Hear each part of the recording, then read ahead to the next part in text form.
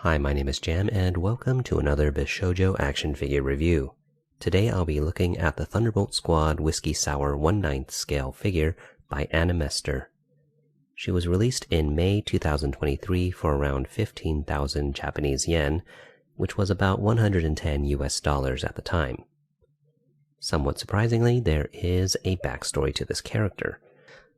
Whisky and Vodka were the best operatives in the Thunderbolt Squad, with Whisky being a melee expert and Vodka providing long-range support. Whisky unfortunately dies during a mission, and Vodka retrieves a copy of Whisky's data from the Thunderbolt Squad database.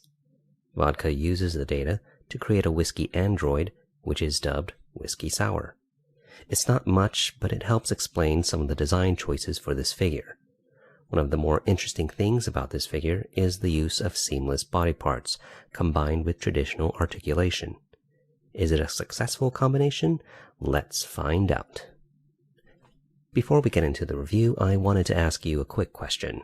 Would you be interested in a Patreon for this channel where you could see additional content like photos, videos, and live streams that wouldn't be allowed on YouTube? If that's something you'd be interested in, let me know in the comments below. The box for Whisky Sour is shrink-wrapped, and the small batteries for the light-up carrot spear are taped to the outside. Once you remove the shrink-wrap, the box is not sealed in any way. There is a large window on the front that wraps around to the left side of the box, allowing you to see the figure and some of the accessories. The right side of the box has a nice large photo of the figure. The bottom is blank, while the top simply has a small logo and the text Whisky Sour. The back features photos of the figure focusing mostly on her face and her assets. I think including at least one photo of her holding her weapons would have been beneficial, as you'd have no idea that she comes with daggers and swords just by looking at the box. Overall, the box feels a bit plain and almost generic to me. I think because I like seeing photos on all sides of the box. Opening up the box, you have two plastic trays, one on top of the other. The top tray holds the figure, extra hands, extra face plates, extra eyes, and eye positioning tool. The lower tray holds the figure stand parts, the carrot spear, two daggers, and two short swords. Also in the box are the instructions, a service card for ordering replacement parts, extra joints for the wrists and bunny ears, and water slide decals for the blank faceplates and eyes. Now let's get on to the figure itself. The head sculpt is rather good, and I like that they've included 4 different faceplates. You get a standard face, which has a small smile, a face with a face mask, which is great for battle, a worried face, and a face that's got a look of disgust or embarrassment. And this face has one eye slightly more closed, as if she's wincing. You also get 2 blank faceplates, a blank standard face, and a blank disgust face. You also get 2 pairs of blank eyeballs, and yes, each faceplate features movable eyes. The included metal tool can be used to help move the eyes to look in any direction. The shape of the face is very pleasant. Sometimes anime-styled faces can look not quite right, but this one looks good from all angles. Her short blue hair has a good amount of nicely defined detail, and there's 2 layers in the back. The lower layer looks like the hair is pulled up, and the outer layer drapes over it. Whisky Sour is an android, and she has these robotic bunny ears coming out from the top of her head. They look good and match her overall aesthetic. Whisky Sour is basically a futuristic android bunny girl, and her design references bunny girl tropes with an extreme sci-fi feel. She wears a white one-piece bodysuit, the top of which leads to a futuristic collar. Perhaps a futuristic bow tie would have been too on the nose, but the collar helps evoke the same feeling of a tie and collar, especially when viewed from the back. Ironically, there is no exposed cleavage with this bunny suit, but these 2 darker sections have the suggestion of transparency, and I can't help but think of underboob, even though it's not actually there. Back to the bodysuit as a whole, I like the little details and lines here and there to really sell it as a futuristic suit, and yet it also feels plain enough to not distract you from the main focus of her female form. The fluffy bunny tail on a standard bunny suit is instead represented by a simple orb, and it fits in perfectly with the style of her suit. Whisky Sour also has these straps here, and I think it's actually her underwear. It's a separate piece that is under the bodysuit, and it's on her just like underwear would be. I find it to be an interesting design choice, and I'm kind of scratching my head about its inclusion. I mean, it looks good, it sort of adds an extra detail that is out of the ordinary, but I also feel like she would still look good without it. Unfortunately, there's no easy way to remove this piece, so we'll just have to leave it at that. An optional part of her outfit is her battle cape, and this attaches to the small hole found at the upper back of her bodysuit. It features this very large collar to which is attached these two small transparent shoulder capes. These are articulated with a swivel point and a small ball joint so you can pose them along with her arms. It really changes up the look of the figure, so it's a nice option to have. With the battle cape removed, this highlights her exposed shoulders and thighs, which are some of the most interesting things about this figure. These parts utilize a seamless body where there is an underlying metal armature covered by a soft silicone skin. Unlike other seamless body figures, which typically encompass the entire figure, this figure only utilizes this body type in these exposed areas. The majority of her arms, legs, and torso consist of much more traditional action figure sculpting and articulation. This is one of the first figures that I'm aware of that has combined the two types of bodies, and I have to say that visually the results are very successful.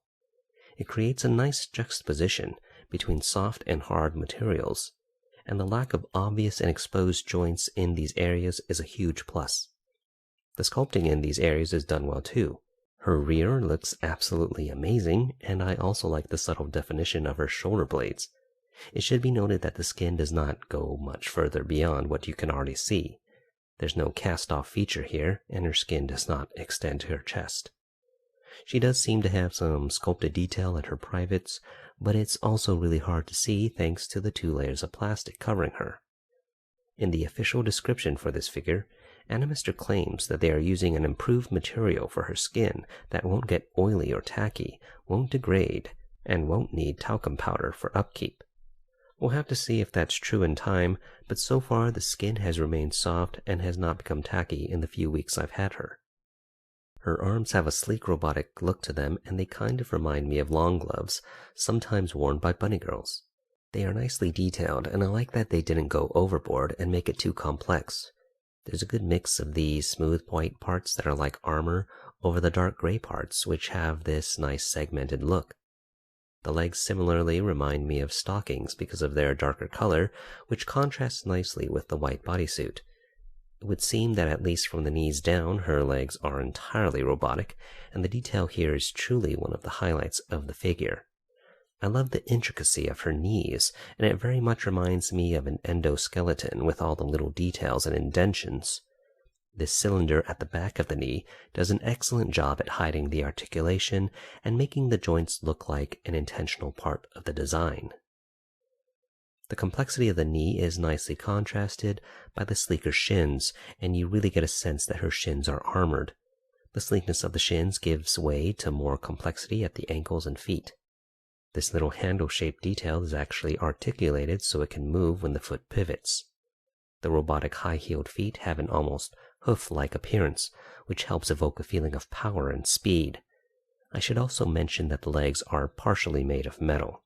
It's kind of hard to tell exactly which parts are metal, but these shin plates are definitely metal as they typically feel cold to the touch. The metal also gives the figure a nice heft, and having the legs be partially metal helps keep the center of gravity low, which helps with stability when posing the figure without a stand. Overall, I'm very pleased with the sculpting of this figure. At first I was a bit harsh on it because it is a larger scaled figure, so I wanted to see even more detail. But after having the figure for a while, I'm okay with her current level of detail. Now let's break down the points of articulation. Starting at the very top, each bunny ear is on a ball hinge so it can bend and swivel to the position of your liking. I suppose you can say each eye is a ball joint. The head is on a ball joint and it looks to be about 4 millimeters in diameter. There seems to be a ball joint at the base of the neck, though the collar restricts the range of motion. The shoulders do have a butterfly-like joint so they can move forward and back. The arms can be raised outward and of course can rotate. There is a bicep swivel here where the skin meets the robot arm. The elbows are double jointed, but the range of motion is severely limited due to the way the bicep and forearm are sculpted. You can attain a wider range of motion by slightly unplugging the joint from the forearm or bicep. Wrists are ball hinged, but the range of motion is again limited. This time it's because the joint is attached pretty far into the forearm, so the hands can only move so much before it starts butting up against the forearm sculpt. The upper torso is on a ball joint, and while they did a pretty good job of hiding the gap, the range of motion does seem pretty limited. Here's how far she can bend back, and how far she can bend forward. There is no waist articulation because the lower bodysuit is one piece, and I'm guessing they omitted a waist joint because they wanted to avoid obvious articulation wherever possible. The legs can bend at the hips, and you can spread the legs outward, but only to about this far. You could spread them further, but only by following the instructions, which tell you to first bend the legs forward to a sitting position, and then outward, like so. Her legs can bend pretty far forward, but I feel like the range is partially limited by these straps. The legs can swivel where the skin meets the robot legs. The knees are double jointed and can fold all the way back. The ankles are ball hinged, allowing you to swivel the foot and also pivot it so it can remain flat when the leg is at various angles. The toes are hinged and can bend this far. While the figure features some pretty solid articulation, it does seem pretty apparent that looks were prioritized over range of motion, especially at the elbows, wrists, and torso. Despite that, Whisky Sour remains quite posable. Whisky Sour comes with quite a few accessories. We've already talked about the faceplates and her battle cape, so let's talk about her hands. She has 5 pairs of hands in total. Open hands, gripping hands that are good for holding any of her weapons, even tighter gripping hands that are designed to hold the thinner shaft of the carrot spear, closed fists, and hands doing a peace sign, or V. They're all sculpted decently well and do what they're supposed to do. The gripping hands hold the daggers and short swords tightly, and they can loosely hold the carrot spear. The tighter gripping hands are closed enough that you'll need to remove the end of the spear in order to get the shaft in her hands. One thing that I don't like about the hands is that they are pretty tight and hard to put on the wrist pegs. It's also very hard to feel when they are properly snapped in all the way. I think companies need to follow Good Smile's example with their Figmas and put the extra hands on posts so the holes don't shrink. I believe this would eliminate the tightness issue. Moving on, the carrot spear has a very large head and it's supposed to remind you of a carrot, but the silver color just makes it more drill-like in my eyes. It can be disassembled in order to insert the button cell batteries, which power the LED that lights the spear head. Once you reassemble the head, you turn it clockwise to activate the LED. The spearhead is made of a smoky transparent plastic that is also lightly painted, allowing the light to shine through, but also looks solid when the light is off. The light seems pretty weak and looks best when all the lights are off, but when the lights are on, you can barely see the light. It should also be noted that the promo photos show it has a red LED, but the final product has a yellowish-orange LED, possibly to make it more carrot-like in color. The shaft of the spear is metal, so it feels durable and adds weight. The back of the spear also has some detailing, and the spear as a whole is painted to fit in with Whisky Sour's outfit. Whisky Sour is a melee master, so you also get 2 short swords, which have a very futuristic appearance, and it wouldn't be a stretch if you imagined them as gunblades with these interestingly sculpted hilts. You also get 2 similarly styled daggers, and again, these and the short swords are painted to match her outfit. I love that they included 2 of each bladed weapon, so she can dual wield and mix and match for various situations. It's kind of too bad there's no way to store the weapons on her. Maybe a back-mounted sheath a la Deadpool would have been cool. A large figure stand is included to help display Whisky Sour properly. The large triangular base is nice and chunky, and the connected arm is superposable with 5 points of articulation. The end of the arm can be equipped with a peg or a claw. To use the peg, you'll need to remove Whisky Sour's bunny tail and plug the arm into that hole. The claw is made of metal and is spring-loaded. The tips of the claw have plastic protectors to avoid scratching the figure. It's a bit of a tight fit to get the claw above the bunny tail and around the waist while still leaving room to attach the battle cape, but it's doable. Each hinge on the display arm can be tightened since they are secured with nuts and bolts. Now you may be looking at the large base and wondering, why is it so chunky? Well, it's almost all storage space to hold the extra accessories.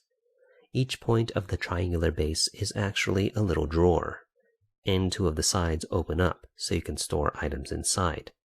I love it when bases incorporate storage into them, and it makes it so much easier to change up the look of the figure since you don't have to dig out the parts from the box or wherever else you would store them. Unfortunately, the short swords are too long to fit in any of the compartments, and obviously the carrot spear won't fit, but nearly everything else can be stored inside the base. 3 extra faceplates, 4 pairs of hands, the 2 daggers, and the eyeball tool, and extra display stand parts. It's a pretty cool stand, and it looks like AniMester will be using it again on their next 1/9 scale figure, Lucia Crimson Abyss from the game Punishing Grey Raven. You also get 2 extra wrist joints and 2 extra bunny ear joints in case you lose or break the originals. A sheet of water slide decals is included for customizing the blank faceplates. An instruction sheet is included, which tells you how to properly use the seamless body joints without damaging them, and also shows the various features of the figure and accessories. I think it's a little vague in some areas, but it does a decent job of informing you what the figure is capable of. Finally, you also get an order form for replacement parts. A neat bonus would have been an illustration of the character, but maybe I'm only saying that because there's this little illustration on the order form, and I think it looks cool. Paintwork on Whisky Sour is overall very good. She's got a great white, gray, and yellow color scheme, and AniMester did a great job of balancing those colors across the figure. Her blue hair stands out really well, and it's got some airbrush shading to give it some depth. I kind of would like to see even more shading, as I think there's a lot of detail in the sculpt that is not as visible as it should be. The white bodysuit has some subtle shading, and it helps bring out the contours of her suit, like her abdomen area. I especially like the shading on these parts of her lower chest. It really gives the impression of translucency and just adds to the sex appeal. What surprised me most is the shading on the seamless body parts. I've never seen a seamless body painted, so it was pleasant to see it here. While I do feel like it's a little too dark, I do appreciate it, and it really helps accentuate her curves.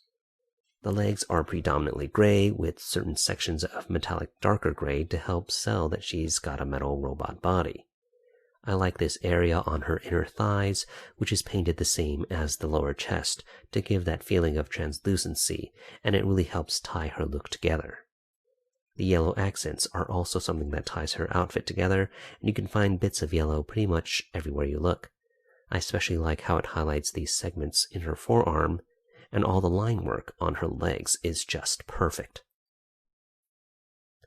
As for scale, the official specs list her at 22 centimeters tall, but she's more like 19 centimeters or 7.75 inches to the top of her head, and 22.5 centimeters or 9 inches to the top of her fully extended ears.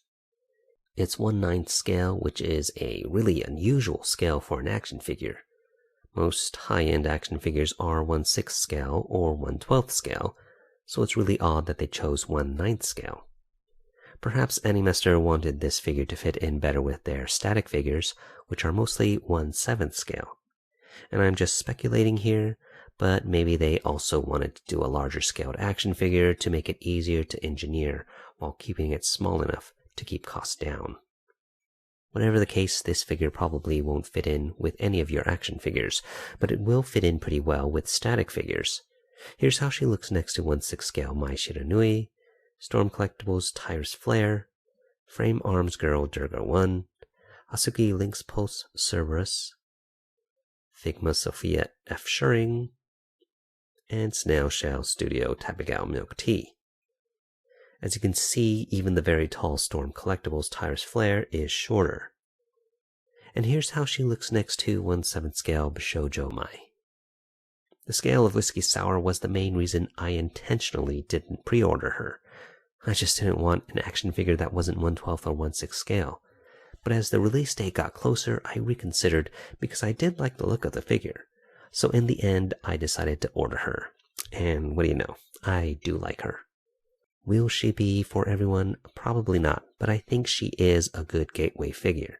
If you collect larger scale action figures or static figures, then Whisky Sour might help you get used to smaller figures and maybe get you into the 1/12 scale. In any case, if you're a fan of bunny girls and science fiction, I'm sure you will enjoy Whisky Sour. She's got great details, a strong sculpt, nice features like the movable eyes and seamless body parts, and she looks great on the shelf with the help of her large base. So I totally recommend her, as long as you're okay with her uncommon size. Well, that wraps up another review. I do want to apologize for not producing more videos lately. I've been working 2 jobs and have been selling a lot of older collectibles, so it's been a bit hard finding time to write and shoot these reviews. Anyway, let me know in the comments below if Whisky Sour appeals to you, and what do you think about her size? And also let me know if you'd be interested in supporting this channel on Patreon. If you like this video, please like and subscribe, and thank you to those who are already subscribers. There are a lot of cool figures coming out soon, so click that bell to stay notified to Bishoujo Action Figure Review. And I'll see you in the next review. Jam out.